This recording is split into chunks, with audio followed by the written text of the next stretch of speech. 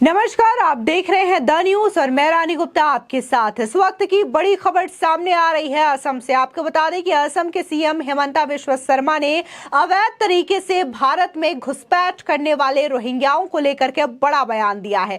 दरअसल असम सीएम जो हैं इन घुसपैठियों को लेकर के सख्त रवैया अपनाते हुए नजर आ रहे हैं। उनका कहना है कि ये जो अवैध तरीके से बिना पासपोर्ट के, बिना किसी वैलिड डॉक्यूमेंट्स के देश के अंदर घुसने का प्रयास करते हैं, घुसपैठ करते हैं, वो कहीं ना कहीं देश के लिए सबसे बड़ा खतरा है। आपको बता दें कि पिछले कई दिनों से लगातार जो भारत में अवैध तरीके से रह रहे हैं, अवैध तरीके से बॉर्डर को क्रॉस करते हैं और खासकर रोहिंग्याओं को लेकर के बड़ी कार्रवाई देखने को मिल रही है। अगर हम वर्तमान में जो यूपी की बात करें तो यूपी में भी लगातार जो एटीएस की टीम है ऐसी सख्त कार्रवाइयों को अंजाम करते हुए दिखाई दे रही है। अभी हाल ही में उत्तर प्रदेश के 6 जिलों से जो रोहिंग्याओं की संख्या है 74 रोहिंग्याओं को गिरफ्तार किया गया था।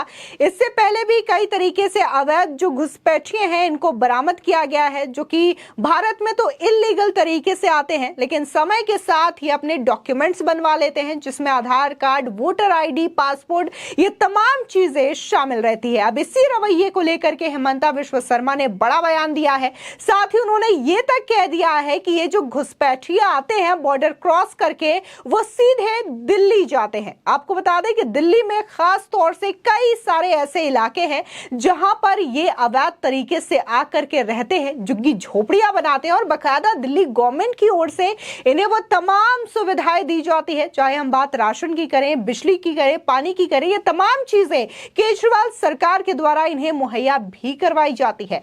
आपको बता दें असम के मुख्यमंत्री हेमंता बिस्वा शर्मा ने शनिवार को देश में रोहिंग्या घुसपैठ को लेकर के चिंता व्यक्त की है। Threat to not to Assam because they are not staying in Assam. They are using Assam as a travel road. Though it is a threat to the country.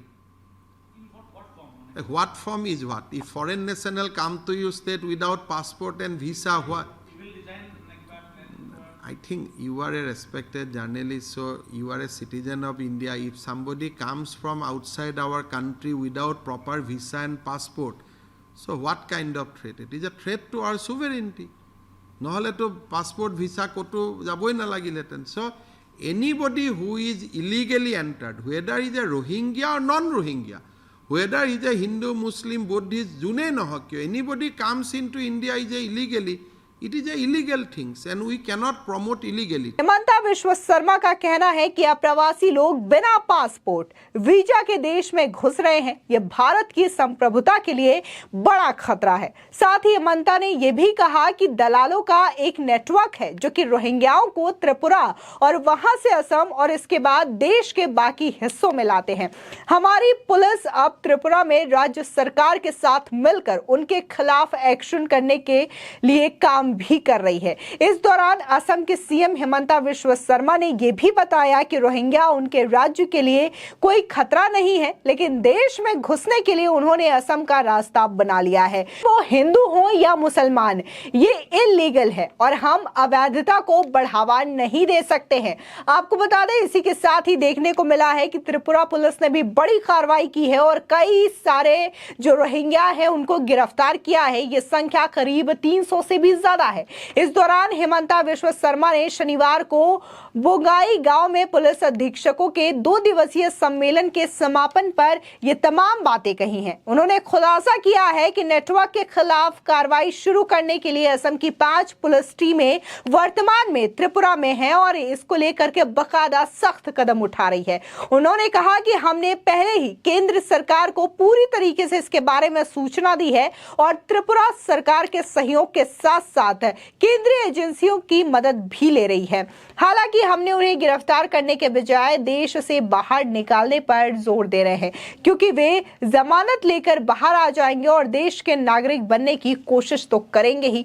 साथ ही हेमंता बिस्वा शर्मा के बयान के बाद त्रिपुरा पुलिस ने रोहिंग्या के खिलाफ हो रही कार्रवाई के बारे में भी बताया है। बता दें कि त्रिपुरा पुलिस ने बाकायदा ट्वीट कर यह कहा है कि पुलिस बल अन्य एजेंसियों के साथ किसी भी तरीके के के गैर कानूनी प्रवेश के खिलाफ कार्रवाई करने के लिए दृढ़ है।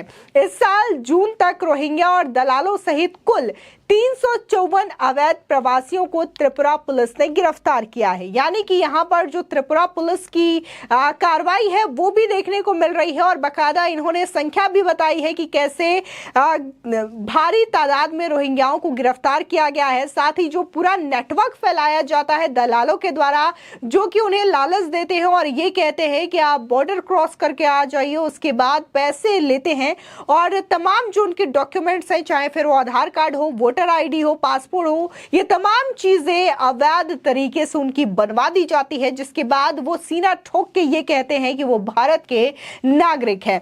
इसी के साथ ही ये भी इसमें कहा गया है कि कैसे वो आते तो असम के रास्ते से हैं, लेकिन दिल्ली जाते हैं और दिल्ली के अलावा भारत के अन्य हिस्सों में जाते हैं जहां पर उन्हें आसानी से तमाम सहूलियतें प्रदान की जाती है।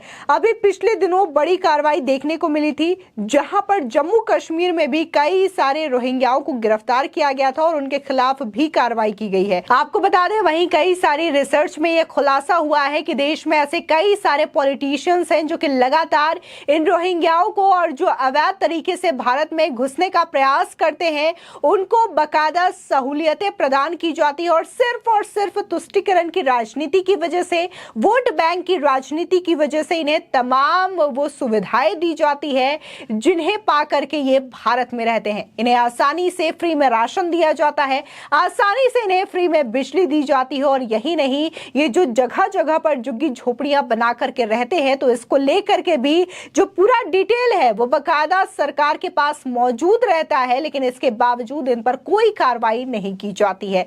हाल ही में कई सारे ऐसी चीजें देखने को मिली थी जहां पर कई सारे पार्टियों के नेता भी इन मामले में शामिल थे, जो कि आसानी से चंद पैसों की खातिर, चंद वोट बैंक की खातिर इनके डॉक्यूमेंट्स बनवाते थे और पूरा जो काम है लीगल तरीके से वो करवाते थे और इन्हें भारत का नागरिक होने का दर्जा दिलाते थे। लेकिन इन सब के बीच में अगर हम उत्तर प्रदेश की कार्रवाई देखें, जिस तरीके से योगी आदित्यनाथ और यूपी एटीएस की टीम लगातार अपनी मुस्तैदी दिखाती है और इस तरीके से जो अवैध रवैया अपना करके भारत में रहने की कोशिश करते हैं और घुसपैठ करते हैं, उनको गिरफ्तार किया जाता है, उनके खिलाफ कार्रवाई की जाती है।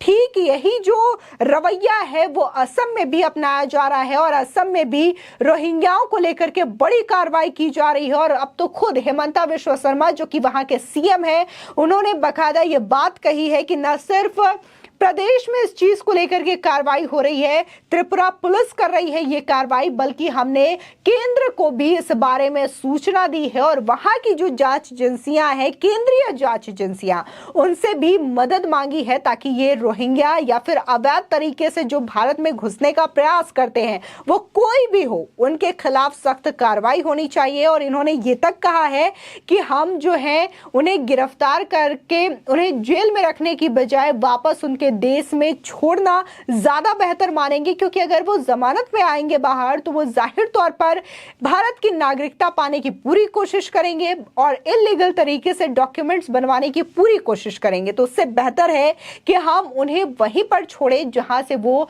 भारत में अवैध तरीके से घुस रहे हैं। फिलहाल इस खबर को लेकर के आपकी क्या राय है, हमारे कमेंट सेक्शन में जरूर बताएं। आगे की और भी अपडेट के लिए चैनल को सब्सक्राइब करना ना भूलें।